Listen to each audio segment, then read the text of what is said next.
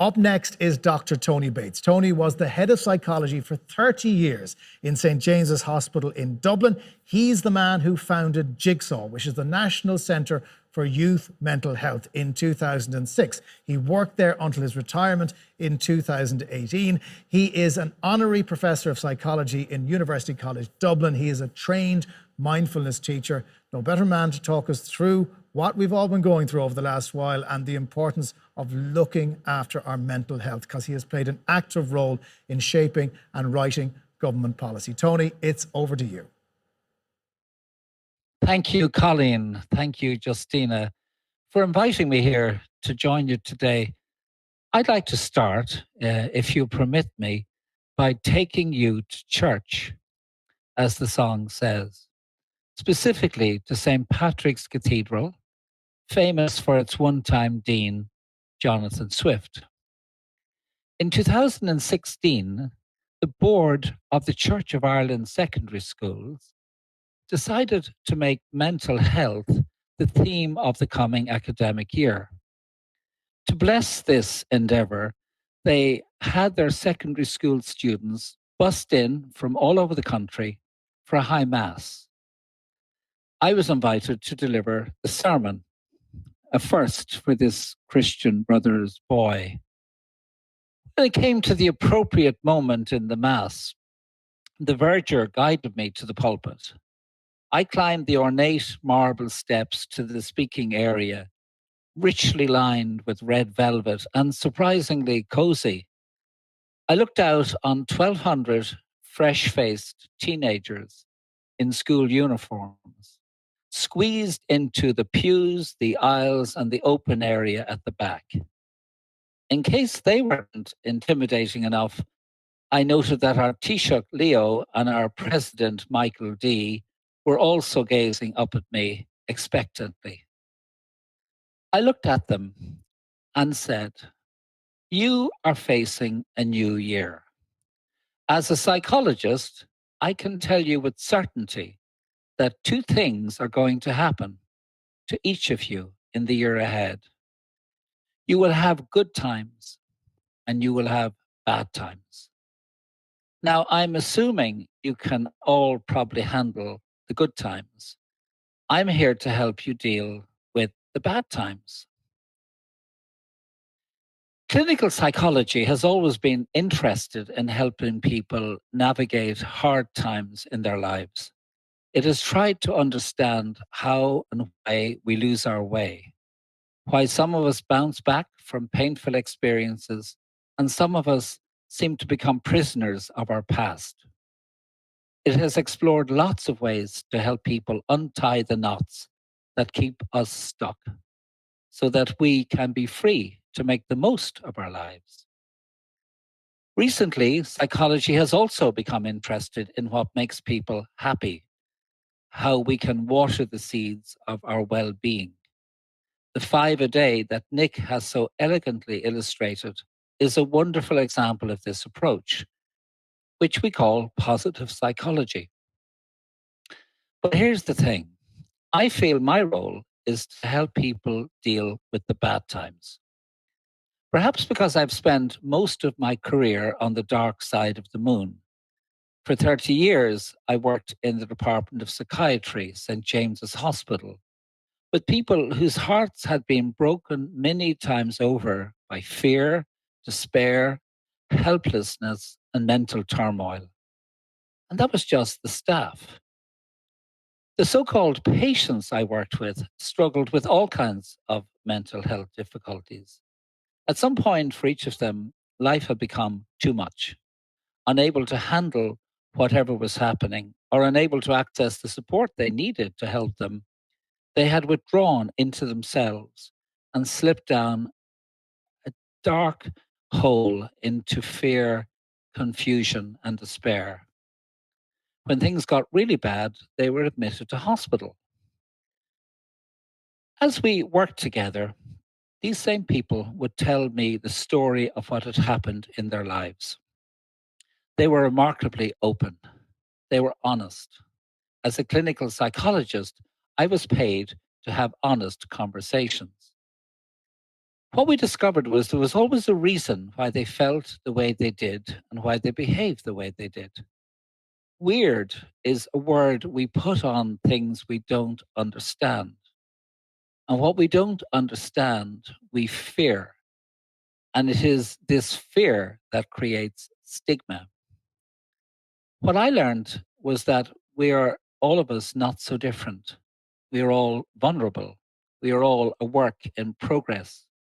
There will be times when we feel on top of the world, but there will also be times when life gets confusing, when we stumble in the dark, when we feel in over our heads. Mental health isn't about feeling good or feeling bad. Good mental health is about knowing how you're feeling in any given moment and being able to ask yourself, what would be helpful right now? Until we take time to connect with what is not going well in our personal lives or in our workplace, we can do nothing about it. When we recognize and understand what's happening, we're in a position to act wisely. This is not as easy as it sounds.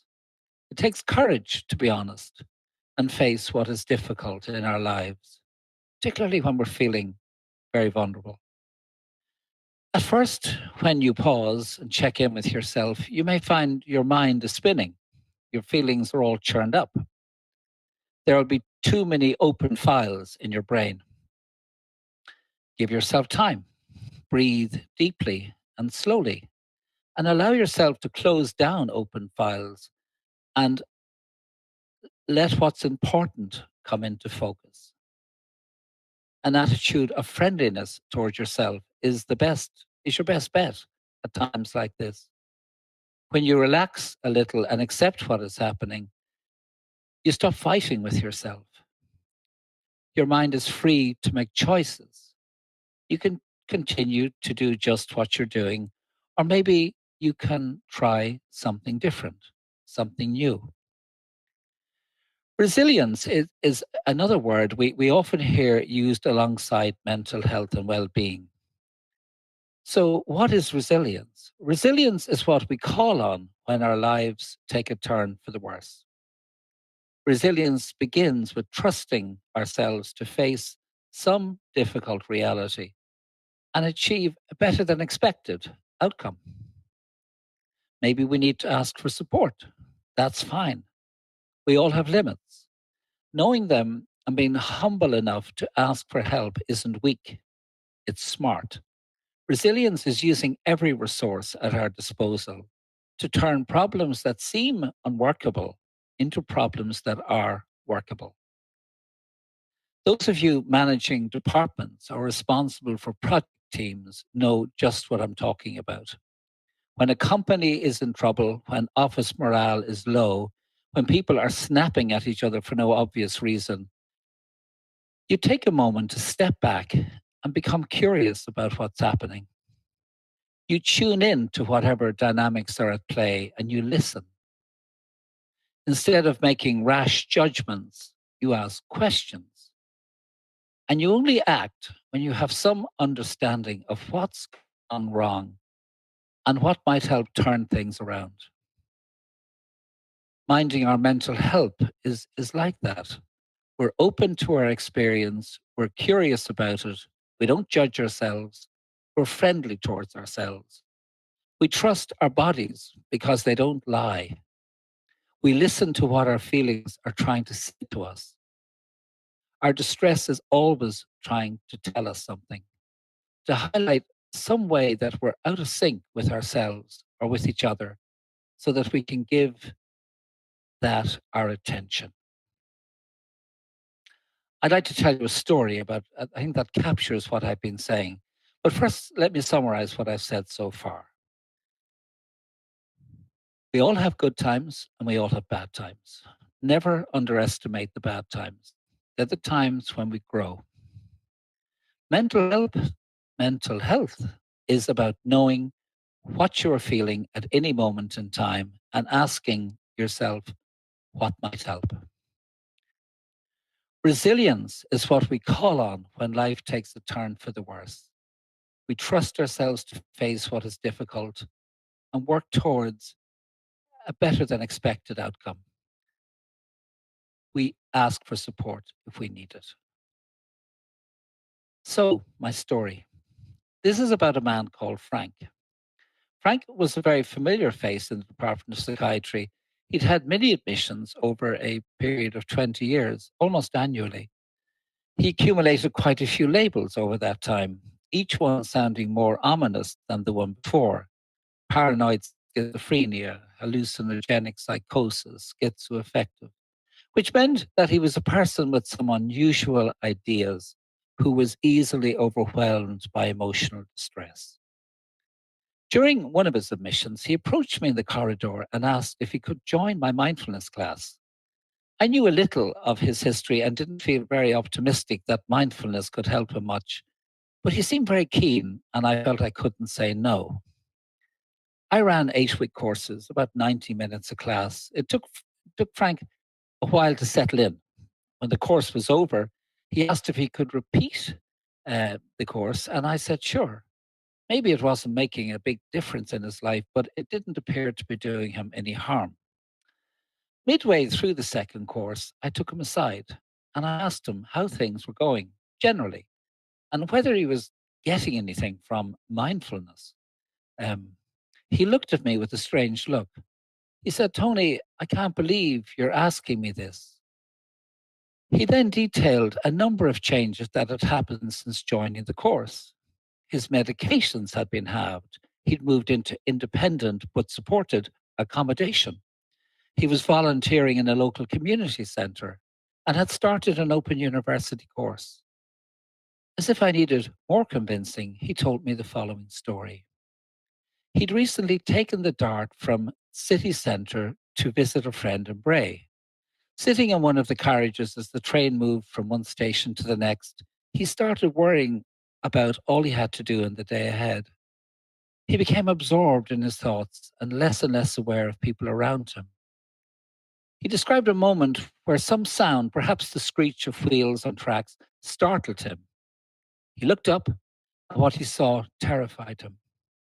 Some of his fellow passengers in the carriage had rays of blue light streaming from their eyes and beamed up at the ceiling. His first instinct was to get away as fast as he could. But in that moment, he recognized what was happening. He remembered what he had learned in our classes. He planted his feet on the floor, he lowered his gaze and focused on his breathing.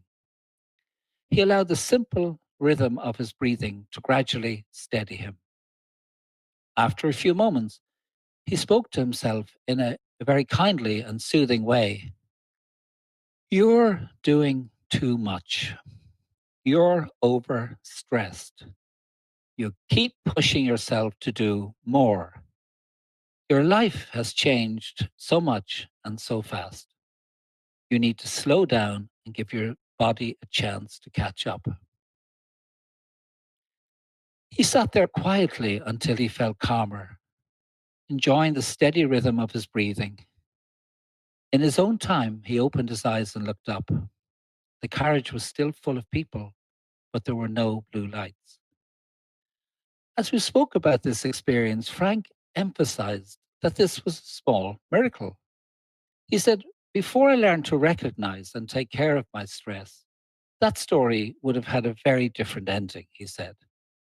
I would have reacted to seeing lights by standing up and changing carriages at the next station. In the new carriage, everyone's eyes would have had blue light beaming out of them. I would have jumped out of the train at the next stop and ran all the way home because I couldn't and wouldn't trust any form of public transport. I'd have locked myself in my room, climbed under the covers, and my fears would have taken hold of me. After a few days, the community nurse would have been called, and I'd have been admitted to hospital, where I would stay for up to 9 months.